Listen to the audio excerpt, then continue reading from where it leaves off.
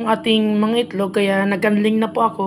So far this is 81% po yung merong similya dito sa ating mga sinalang na itlog. Syempre, dahil na yan sa tulong ng ating ginagamit na product ng Battlecock na Egg 1000 at Bitbin Pro. So sa umaga po, ang binibigay natin ay Egg 1000. So sa hapon, ang binibigay natin ay Bitbin Pro powder.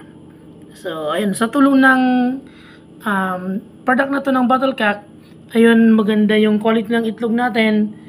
At ito po ay nabagyuhan na ni po itong walang init, walang incubator kasi nga nag-burn out. Pero ayun, pag-check ko ngayon, mga buhay pa at ito, 81% po yung may similya.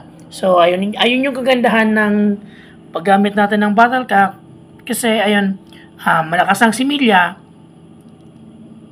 matibay ang similya ng ating mga manok, mataas ang similya at ayun, goods na goods po.